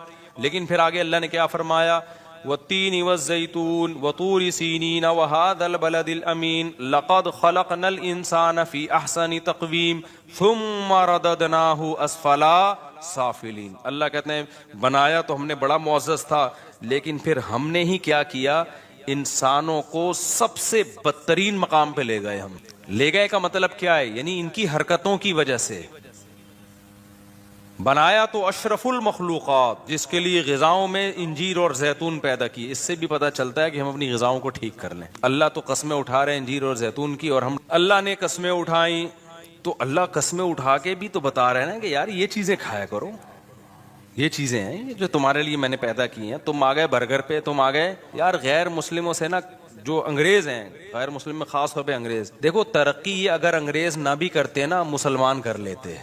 ترقی ایک نیچرل ہے. ترقی ہر قوم آہستہ آہستہ انسان آگے ہی جاتا ہے. یہ تو جو پہلے چلا گیا تو اس نے ترقی کے سارے وسائل اپنے ہاتھ میں لے لیے. تو مسلمانوں کی تو خلافتیں ہی ختم ہو گئی. اگر نہ ختم ہوتی تو ہم بھی بہت آگے جا چکے ہوتے. اصل بات ہے آپ نے دنیا کو دیا کیا ہے, وہ چیز دی ہے جو تو وہ تو ہونی تھی. چائے ہمارے ہاں ان لوگوں کے پاس سے آئی ہے, کافی کی عادت ہمیں ان لوگوں نے ڈالی ہے, سگریٹوں پہ ہمیں ان لوگوں نے لگایا. تمام نشے کی چیزیں مسلمانوں کی نہیں تھی, ان پہ ہمیں ان لوگوں نے ڈالا. فیملی سسٹم تباہ ان لوگوں نے کیا ہمارا. میں جاپان گیا نا, وہاں کے بوڑھے بوڑھے گوروں کو گالیاں دیتے ہیں, کہہ رہے ہیں ہمارا خاندانی نظام گوروں نے تباہ کیا, انگریزوں نے. تو یہ بڑی بڑی جو برائیاں آئی ہیں نا, برگر پہ ہمیں کس نے لگایا ہے؟ آپ کے باپ دادے برگر کھاتے تھے, ڈبل روٹیاں؟ ہم تو روٹی کھانے والی قوم تھی. ہمیں غذائیں ہماری ان لوگوں نے چینج کی ہیں. کولڈ ڈرنک پہ ہمیں کس نے لگایا ہے؟ ہمارے باپ دادے تو لسی پیتے تھے, کولڈ ڈرنک کون لے کر آیا ہماری سوسائٹی میں؟ ہر چیز گوروں کی اچھی نہیں بولا کرو, گورے اچھے, گوروں نے ایکچولی سارا بیڑا غرق پروگرام جو ہمارا جو بیڑا غرق ہوا ہے وہ کس کی وجہ سے ہوا ہے؟ ان گوروں کی. اور یہ جو سسٹم ہے یہ بھی انہی کا دیا ہوا ہے. تو سارا اپڈیٹنگ جو سسٹم ہے نا, اپ گریڈنگ سسٹم, وہ وہاں سے آ رہا ہے. تو پورا ہی سسٹم ہی چل رہا ہے اس وقت دنیا میں. تو پیچھے تانے بانے وہ ہم پہ مسلط ہوئے ہوئے ہیں. وہ چاہتے ہی نہیں ہے کہ ہم لوگ ترقی کریں, وہ ہمیں پیچھے ہی رکھنا چاہتے ہیں. وہ چاہتے ہیں لڑتے رہیں بیٹھ کے. تو یہ اتنا نہیں گوروں کی جو ہے نا متاثر ہوا کرو. ہمارا سارا نظام, ہماری جب حکومتیں ہندوستان میں جو تھی تو اس وقت ہماری ترقی تھی, جو ہماری خلافتیں تھی اس وقت ہمارے کیا حالات تھے. یہ تو سارا ان لوگوں نے برباد کیا ہمیں, اور ہمیں اٹھنے بھی نہیں دے رہے ہیں. یہ اپنے لیے ان کے اصول کچھ اور ہیں بھائی, ہمارے لیے اصول کچھ اور ہیں. تو اتنا زیادہ اپنے آپ سے بدگمان نہ ہوا کرو. اتنے برے نہیں ہیں جتنا ہمیں برا بنا کے دکھایا جاتا ہے. تو میں بات کیا کر رہا تھا, جلدی سے بس بات کو سمیٹ کے ختم کرتا ہوں. ہاں, تو اللہ نے قسم اٹھائی, والتین والزیتون وطور سینین وہذا البلد الامین. اللہ کہتے ہیں میں نے اس کی مادی صحت کا بھی انتظام کیا, اس کے لیے انجیر اور زیتون پیدا کیا میں نے, اور میں نے اس کے لیے روحانی صحت کا بھی انتظام کیا, جس کا گواہ مکہ اور کوہ طور ہے. کیسے کیسے پیغمبروں کو بلا کے کوہ طور پہ ہم کلام ہوا. موسیٰ کو اللہ نے کہا کہ یہ کرو, یہ نہیں کرو. اور یہ بات یاد رکھو, داڑھی کی ویلیو اسلام میں کم نہیں ہے. آج بھی تورات میں لکھا ہوا ہے کہ اللہ نے موسیٰ کو کوہ طور پہ بلا کے کہا کہ اپنی قوم سے کہنا کہ داڑھی مت کاٹو. تبھی یہودیوں کی اتنی بڑی بڑی داڑیاں ہم نے دیکھی ہیں. ہمارے مذہبی اسکالر ماڈرن ہو گئے کہ داڑھی ہی کا انکار. آپ نہیں رکھتے توبہ استغفار کرو, لیکن انکار نہیں کر سکتے آپ. اسلام کو اپنے کلچر کی وجہ سے چینج نہ کرو, اسلام ویسا ہی ہے. تو یہ اللہ کا حکم ہے, کیونکہ آپ کو آپ کی فطرت کو چینج کرنے نہیں دے گا اسلام. آپ دیکھو آج کل لڑکے لڑکی نما آ رہے ہیں کہ نہیں آ رہے ہیں, تو اسلام اس کی پرمیشن دیتا ہے. گورے کے پاس تو کوئی ہدایت نہیں, وہ کہتے ہیں ان کی نجی لائف ہے, جیسے چاہے بال کٹائیں, جیسے چاہیں یہاں بالیاں ڈالیں, جو مرضی کریں. لیکن اسلام نے پابندی لگا دی. نبی صلی اللہ علیہ وسلم کی صحیح حدیث ہے, ان مردوں پر لعنت ہے جو عورتوں کی مشابہت اختیار کرتے ہیں. ان عورتوں پر لعنت ہے جو مردوں کی مشابہت اختیار کرتی ہیں. تبھی تو عورت کے لیے بال چھوٹے کرنا پسندیدہ کام نہیں ہے, کیونکہ چھوٹے بال کس کے ہوتے ہیں؟ مردوں کے ہوتے ہیں. آپ کہہ سکتے ہو آپ کے تو بڑے بال ہیں, تو اتنے چھوٹے عورتوں کے نہیں ہوتے. اب اس سے زیادہ تھوڑی بڑے ہو سکتے ہیں, کتنا بڑھا لیں گے آپ؟ بڑھانا بھی چاہو تو یہاں تک نہیں پہنچتے. تو یہ اللہ نے پروٹوکول پیکج عورت ہی کو دیا ہے کہ اس کے بال بڑے ہو سکتے ہیں. اس کا مطلب یہ عورت کی خاصیت ہے. اب وہ بال کٹائے گی تو شریعت اس کو پسند نہیں کرتی. تو جو ہے نا اس کو ویسے ہی رہنا چاہیے. آدمی ہے تو پورا آدمی نظر آئے وہ. تو یہ ہائی اللہ ہوئی اللہ والا جو اسرائیل ایسے ایسے ہیجڑے ٹائپ کے ٹک ٹاک پہ ویڈیوز آ رہی ہوتی ہیں نا, عجیب سے کھرچے ہوئے منہ آ رہے ہیں, عجیب سے مرد ہے وہ چمک پٹیوں والا ساڑیاں پہنا ہوا ہوتا ہے, اور لوگ کمنٹس بھی کر رہے ہوتے ہیں واہ واہ واہ ماشاءاللہ. یہ تمہارے دماغ خراب ہو گیا ہے. تو اللہ کا قہر ہے, اللہ کا عذاب آتا ہے بھائی. تو گورا تو کہتا ہے اس کی نجی زندگی ہے, جو مرضی کرو. ہم کیا کہتے ہیں بھائی, ہماری باڈی پہ ہمارا حق نہیں ہے. یہ کس نے بنائی ہے؟ اللہ نے. تو اللہ روحانی اعتبار سے ہمیں سیدھا رکھتا ہے. تو اللہ نے موسیٰ علیہ السلام کو بھی کہا کہ اپنی قوم کو کہہ دیں کہ داڑیاں, مرد داڑھی بڑھائیں. اور پھر اللہ نے ہمارے نبی کو بھی وحی کی. ہمارے نبی نے ہمیں بتایا کہ مرد عورت کی مشابہت اختیار بولو مت کریں, اور عورتیں مردوں کی مشابہت اختیار مت کریں. تو ہر لحاظ سے اللہ نے گائیڈ کیا. پھر اللہ نے فرمایا جس کی گائیڈنس کا اتنا انتظام ہو رہا ہے اور مادی زندگی کے لیے انجیر اور زیتون پیدا کیے جا رہے ہیں اس کے لیے, تو اس سے پتہ چلتا ہے انسان کوئی چھوٹی موٹی مخلوق نہیں ہے. لیکن اللہ کہتے ہیں پھر ہم نے کیا کیا, اس کو بدترین مخلوق بنا دیا. وہ کیسے بنایا؟ اس کی حرکتوں کی وجہ سے. یہ بالکل ایسے ہی ہے جیسے بادشاہ سلامت کا ایک بیٹا ہو, شہزادہ ہو, बादशाह उसको बड़ी ज़बरदस्त शेरवानी में अपने साथ लेके जाता है और बड़े खूबसूरत प्रोटोकॉल में, शाही ख़ानदान का आदमी है, बड़े बड़े लोग मुलाकातों के लिए आ रहे हैं, लेकिन इस कमबख्त को चड्डी बनियान में ही घूमने का शौक़ है और ये मिलता भी जमादारों से है और बहुत ही इसकी अजीब। तो बादशाह क्या करेगा, एक दिन उसको आग करके निकाल देगा, कहेगा यार तू तो, तेरा तो वो स्टाइल ही नहीं है जो शहजादों वाला स्टाइल होता है, तुझे तो इज्जत समझ में ही नहीं आ रही है। तो अब दुनिया की नज़र में तो इसको बेइज्जती समझा जाता है, लेकिन अल्लाह की नज़र में जो इज्जत और जिल्लत का मयार है वो लिबास नहीं है। अल्लाह की नज़र में इज्जत और जिल्लत का मयार ये कौन अपनी ख्वाहिशात को अल्लाह के हुक्म के ताबे रखता है और कौन हैवान और दरिंदा बन के अपनी ख्वाहिशात को पूरा करने में लगा रहता है। अल्लाह रसूल की उसकी नज़र में कोई वैल्यू नहीं है। अल्लाह ने ये नहीं कहा कि ख्वाहिशात पूरी ही नहीं करनी है, ऐसा जालिम अल्लाह नहीं है, क्योंकि जब पेट लगा दिया अल्लाह ने, ख्वाहिशात लगा दी, यही तो इस्लाम का हुस्न है भाई। हिंदुओं में देखो कैसे लोग हैं जो सारी जिंदगी अजाब में अब डाली हुई है, उन्होंने गोश्त नहीं खाया सारी जिंदगी से, कि भी जानवर को हलाक करना पड़ता है, गोश्त जैसी नेमत से महरूम हो गए, लिबास जैसी नेमत से महरूम हो गए। बहुत सारे मज़ाहिब में ऐसे कपड़े ही नहाए ही नहीं, अपने आप को ऐसी टेंशनों में डाल दिया और कहा कि इससे भगवान क्या होगा, खुश होगा। एक सहाबिया को देखा नबी सल्लल्लाहु अलैहि वसल्लम ने कि वो पैदल, सहाबी थे या सहाबिया, हदीस पढ़े हुए मुझे बहुत टाइम हो गया तो शायद मैं बयान करने में ना मुझसे गलती हो जाए, लेकिन असल मफहूम याद है। वो पैदल हज पे निकली हुई थी, तो इतना लंबा सफर, आप सल्लल्लाहु अलैहि वसल्लम ने फरमाया कि अल्लाह को इससे कोई हाजत नहीं है कि तुम अपने आप को इतनी टेंशन में डालो, कोई बात नहीं, सवार हो जाओ और दम दे दो इसका। तो इतनी टेंशन में अपने आप को डालना कि हलाल तमाम नेमतों से अपने आप को महरूम कर देना, इससे अल्लाह खुश नहीं होता। लेकिन अल्लाह ने क्या कहा कि भाई एक ख्वाहिशात वो हैं जो इंसानों पे सूट करती हैं, एक वो हैं जो गधे घोड़ों पे सूट करती हैं, वो इंसानों के काम नहीं है। मिसाल के तौर पर आप इज्जतदार थे, आपने अपने बच्चों से कहा बेटा मैं चाहता हूँ तुम खुश रहो, बेटा बताओ तुम्हें क्या चाहिए। बच्चा कहता है अब्बू मुझे जो है ना आइसक्रीम चाहिए। आप कहें बेटा बेहतरीन आइसक्रीम ऑर्डर कर दी। और बताओ बेटा तुम्हें क्या चाहिए। अब्बू मुझे गाड़ी चाहिए। ये लो बेटा गाड़ी ले लो। और बेटा क्या चाहिए। अब्बू मैं जवान हो गया, मुझे एक अच्छी सी बीवी चाहिए। कोई बात नहीं बेटा ठीक है, बताओ कौन सी वाली चाहिए। वो वाली चाहिए, नहीं वो वाली चाहिए, चलो वो ये वाली ले आओ।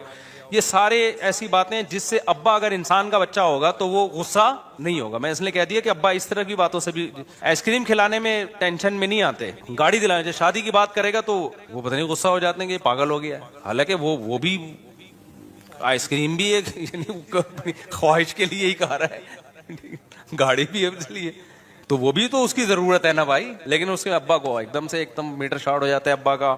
तो खैर, लेकिन इंसान यानी अब्बा अगर वाकई इंसान का बच्चा, नहीं कहना चाहिए अब्बा की तौहीन हो रही है इसमें, अब्बा अगर वाकई अब्बा होंगे। लेकिन अब क्या है कि अब्बा ने कहा बेटा मैं चाहता हूं तुम्हारी जो बेटा जरूरत है वो पूरी करना चाहता हूं, बताओ तुम्हें क्या चाहिए। अब्बा मुझे चर्च चाहिए। अब अब्बा को गुस्सा आएगा कि नहीं आएगा। बेटा हम खानदानी लोग हैं, तुम भी खानदानी हो, ऐसे मजाक दोबारा नहीं करना। अब्बा मैं मजाक नहीं कर रहा, मुझे क्या चाहिए, चर्च चाहिए। यार बेटा ये गलत चीज है। और बताओ क्या चाहिए इसके अलावा। अब्बा मुझे आंटी को छेड़ना है जाके, मुझे बीवी नहीं चाहिए। मैं वैसे ही गधे घोड़े जैसे करते हैं ना, जब एक ट्रक उनके दिमाग पे सवार होती है तो गधा गधी तलाश करता है कि नहीं करता। तो अब्बा एक महल्ले में गधी है जो मुझे पसंद आ गई है, बस मैंने वहां जाना है, अपनी ठरक पूरी करनी है। शादी वादी करके बीवी बना के नहीं लाना, जब तक ठरक पूरी होगी करूंगा, उसके साथ रिलेशन रखूंगा, जब ठरक पूरी हो जाएगी तो फिर उसको छोड़ के किसी और। अब्बा इंसान का बच्चा होगा तो खुश होगा ऐसी बातों पे, जायदादों से आग कर देगा, बोलेगा ये मेरा बच्चा नहीं है भाई, किसी ने गलती से मेरे खाते में नादरा में गलती से मैंने, निस्बतें दूर करेगा भाई मेरा इस बच्चे से, लोगों ये मेरा बच्चा नहीं है, मेरी बेइज्जती हो रही है। खुदा की कसम यही काम इंसान के साथ हो रहा है। कुल मन हर्रम ज़ीनतल्लाहि अल्लती अखरज लिइबादिही वत्तय्यिबाति मिनर रिज़्क़। अल्लाह कहते हैं बताओ, ये जो हिंदुओं ने बहुत सी चीजें हराम कर ली, ईसाइयों ने बहुत सी चीजें हराम कर ली, अल्लाह कहते हैं जो हलाल पाकीज़ा चीजें कौन हराम कर सकता है। तुम कहो मैंने पैदा तुम्हारे लिए, ये शहद मैंने तुम्हारे लिए पैदा किया, ये जानवरों का दूध मैंने तुम्हारे लिए पैदा किया, मुर्गियों के अंडे मैंने تمہارے لیے پیدا کیے اور تمہارے مشورے پر پورے سال مرغی انڈا دے گی, ٹھیک ہے نا, گن پوائنٹ پہ ایسی غذائیں پیدا کر دیں جو پورے سال ہی انڈے دینے پہ آ گئی ہے. اور میں نے تمہارے لیے عورت کو پیدا کیا جس سے تم نکاح کرو, اس سے تمہیں محبت ملے گی, لتسکنوا الیہا, سکون ملے گا, محبت ملے گی, تمہارا خاندان اور پریوار تمہارا آباد ہوگا. جعل لکم من انفسکم ازواجا, اللہ نے تمہاری جنس کے جوڑے پیدا کیے تمہارے لیے. وجعل لکم من ازواجکم بنین وحفدا, اس سے تمہیں اولاد ملے گی اور پھر بڑھاپے میں نانا اور دادا بنو گے, وہ انجوائے کرو گے. یہ سب تمہارے لیے. انسان ایسا کمبخت نکلا, انسان نے کہا نہ, مجھے گرل فرینڈ چاہیے, مجھے بیوی نہیں چاہیے. گدے گھوڑے والے کام کیے کہ نہیں کیے؟ فرق پتہ ہے کیا ہے؟ گدھا گھوڑا یہ کام ٹائی اور سوٹ پہن کے نہیں کرتا. انسان نے کیا کیا؟ 3 پیس سوٹ اور ٹائی میں, اور ولاگ بنائی, میری گرل فرینڈ ہے, یہ میری کلیگ ہے جس کے ساتھ میں گھومتا ہوں. 3 پیس سوٹ اور ٹائی سے انسان مہذب نہیں بن جاتا. انسانوں کو دھوکہ دیا جا سکتا ہے, اللہ کو دھوکہ بولو نہیں دیا جا سکتا. اللہ کی نظر میں کافر کی 2 ٹکے کی ویلیو نہیں ہے, کیونکہ کافر اللہ کے کہے ہوئے اچھے کو اچھا نہیں مانتا, اللہ کے کہے ہوئے برے کو برا نہیں مانتا. اللہ میاں نے کہا یہ میں نے تمہارے لیے دودھ کی نہریں پیدا کی, یہ میں نے تمہارے لیے دودھ پیدا کیا, میں نے تمہارے لیے شہد پیدا کیا. کافر کیا کہتا ہے؟ میں شراب پیوں گا. وہ کیا کہہ رہا ہے؟ میں کیا پیوں گا. اور اسمبلی سے بل بھی پاس کرا لیا کہ شراب کیا ہے, لیگل ہے. اللہ کہتے ہیں بھائی یہ انسانوں والے کام نہیں ہے, یہ انسانوں پہ سوٹ, یہ گندی. دیکھا نا شرابی کے منہ سے آنکھیں کیسی ہوتی ہیں اس کی. دیکھو فلموں کی شرابی اور ہوتے ہیں, ایکچوئل میں شرابی بولو نا اور ہوتے ہیں. فلموں کا شرابی تو ایسا ہوتا ہے آدمی کہتا ہے میں بھی 2 بوتلیں پی لوں, لیکن ایکچوئل میں جب آپ شراب نے دیکھے ہیں نا, یورپ میں بھی دیکھے ہیں, ادھر بھی تھائی لینڈ وائلینڈ میں بھی گیا, تو اتوار کی رات کو میں ایسے ہم لوگ ٹہل کے لیے نکلے, ایسے پڑے ہوئے ہیں لوگ, منہ سے رالیں ٹپک رہی ہیں, گند بدبو. ایکچوئل میں یہ ہوتا ہے, قتل ہو جاتے ہیں, ایکسیڈنٹ ہو جاتے ہیں, جہاز گر جاتے ہیں, پائلٹ نے پی لی, ٹیسٹ ہوتے ہیں, پھر بھی بعض دفعہ نکل جاتا ہے پائلٹ. تو پائلٹ جو ہے نا وہ پی کے الٹا ہو گیا, وہ سمجھا کہ جہاز الٹا ہو گیا ہے. حالانکہ خود الٹا ہوا تھا وہ, اس چکر میں اس نے جہاز کو سیدھا کرنے کی کوشش کی, ساری پبلک ہی الٹ گئی. اتنے حادثات ہوتے ہیں نا شرابیوں کے دنیا میں, آپ کی سوچ سے بھی زیادہ. یہ تو چھپاتے ہیں, دانت توڑ دیا کسی کے, مکہ مار دیا, کیس بھی نہیں بنا سکتے کہ پی ہوئی تھی وہی اس نے. اس لیے اللہ نے کہا اتنی حلال چیزیں پیدا کی ہیں, گند کی طرف مت جاؤ. ٹھیک ہے تمہیں ٹینشن ہے, ڈپریشن ہے, ہر دنیا میں خوشیاں بھی آتی ہیں, غم بھی آتے ہیں, تو اس کا حل ہے کہ اللہ نے نیند کو پیدا کیا تمہارے لیے, سو جاؤ تم. اور کیا کرو بھائی, اللہ سے صبر مانگو, نماز میں دل لگاؤ. آپ نے ٹینشن دور کرنے کے لیے نشہ کرنا, آئس لینا شروع کر دیا, چرس پینا شروع کر دیا آپ نے. پھر تم یہ سمجھتے ہو کہ اللہ کہے گا اشرف المخلوقات ہے, نا نا نا نا, پھر آپ کو اللہ اشرف المخلوقات میں داخل نہیں کرے گا. پھر اللہ کہتا ہے میں نے انسانوں کو انسانوں میں پیدا کیا ہے, تم پر بہت سے لوگوں کے احسانات ہوں گے اور تمہارا بہت سے لوگوں سے ریلیشن ہوگا. دیکھو سورہ 5ویں پارے کی پہلی آیت لازمی پڑھو, وَاعْبُدُوا اللَّهَ وَلَا تُشْرِكُوا. اسلام جتنا ریلیشن پہ کو ویلیو دیتا ہے نا, غیر مسلم ریلیشن کو اتنی ویلیو نہیں دیتا. غیر مسلم صرف کسٹمر اور آپ کا جو فرینڈ ہے اس سے ریلیشن کو تھوڑی بہت ویلیو دیتا ہے کہ بھئی تھینک یو سے بات کیا کرو, تھینک یو پہ ختم کر دیا کرو. اس سے زیادہ غیر مسلم کی نظر میں ریلیشن کی ویلیو نہیں ہے. ریلیشن تو تمہیں سکھاتا ہے اسلام ہے. کیا ریلیشن سکھایا ہے؟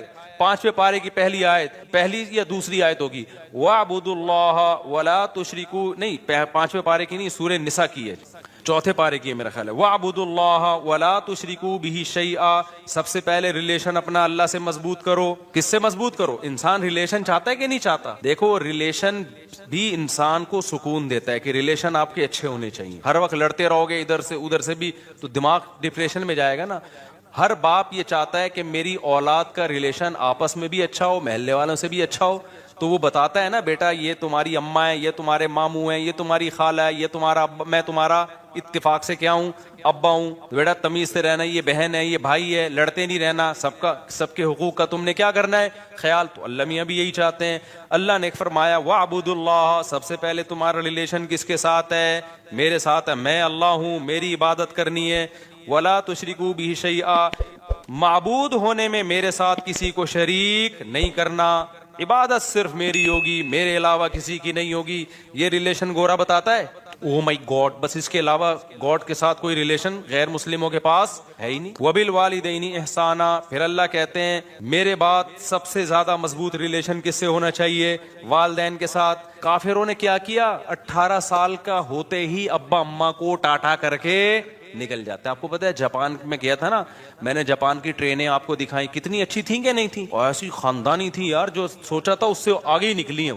ایسی اسپیڈ کی ٹرینیں اور ایسی ٹائم, یعنی ٹائم یہ ہوتا تھا 3:51 پہ پہنچے گی اور 53 منٹ پہ دوسری ٹرین نکلے گی, تو 53 پہ ہی نکل رہی ہے, ایک منٹ ناپا ہوا ہے. لیکن آپ ایک بڑی بھیانک چیز ہے جاپان کی جو میں نے آپ کو نہیں دکھائی, جاپان کے بچے اپنے ماں باپ کے ساتھ بالکل بھی اچھے نہیں ہوتے.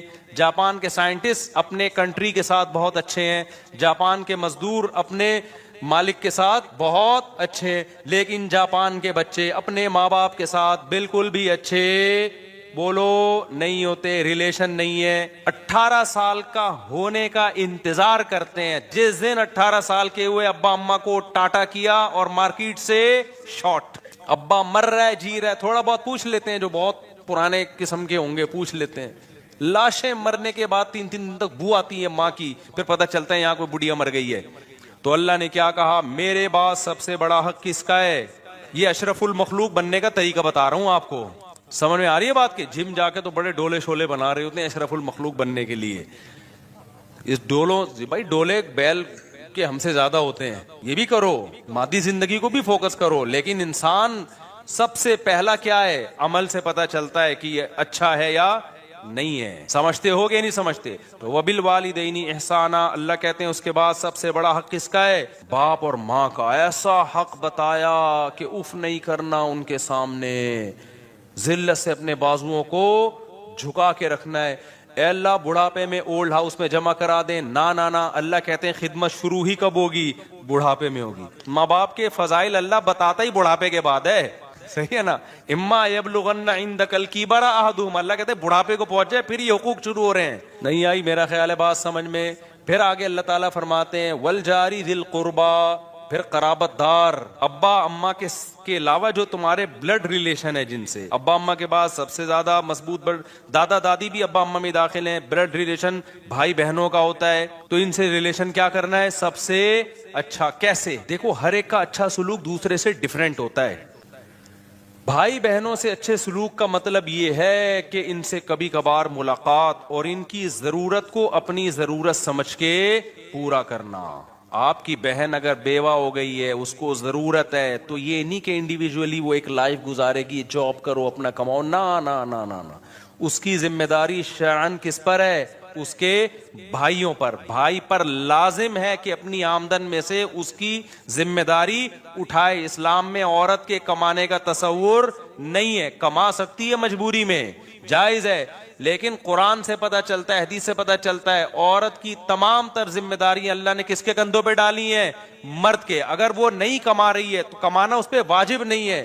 مرد نہیں کما رہا تو گنہگار ہو رہا ہے, کمانا اس پر واجب ہے. اور آپ کی بہن اگر غریب ہے نا, کھانے کو نہیں ہے اس کے پاس, تو آپ پر کمانا ڈبل واجب ہو گیا ہے, کہ اپنے لیے بھی اور اس کے لیے بھی, کیونکہ وہ اب آپ کے عیال میں آ گئی ہے, آپ کی, یعنی آپ وعلی الوارث مثل ذلک قرآن کہتا ہے. تو یہ ہے انسان بننے کے لیے یہ سب چیزیں کیا ہیں میرے بھائی؟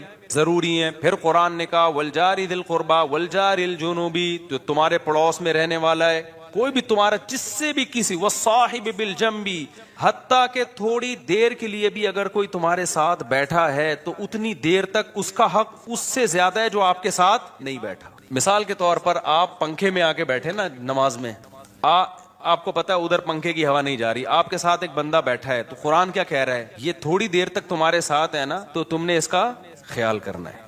ہوتا کیا ہے, تھوڑی سی یوں مارا, اس کو پش کیا پنکھے سے, آہستہ آہستہ اس کو ادھر کو کھسکا دیا. جو مارکیٹ میں چل رہا ہے, سسٹم جو چل رہا ہے وہ یہی چل رہا ہے نا, پنکھے سے آہستہ آہستہ اس کو کیا کر دیا؟ کھسکا دیا. ہم جب اسکول میں پڑھتے تھے نا, ڈیسک لگے ہوتے تھے, تو وہ ڈیسک میں ہم 3 بندے بیٹھتے تھے, تو ہمارے بڑے پھڈے رہتے تھے نا. اب کوئی موٹا آ کے بیٹھ جاتا تھا نا, وہ جگہ 2 آدمیوں کی گھیر رہا ہوتا تھا, ہماری بڑی لڑائی ہوتی, اس کو یوں کر کے دھکا دیتے. وہ بےچارا کہاں سے مٹ کے جائے گا؟ یہ تو نہیں کہ ایک کولا گھر پہ رکھ کے آئے, وہ ایک سے بیٹھے ہو,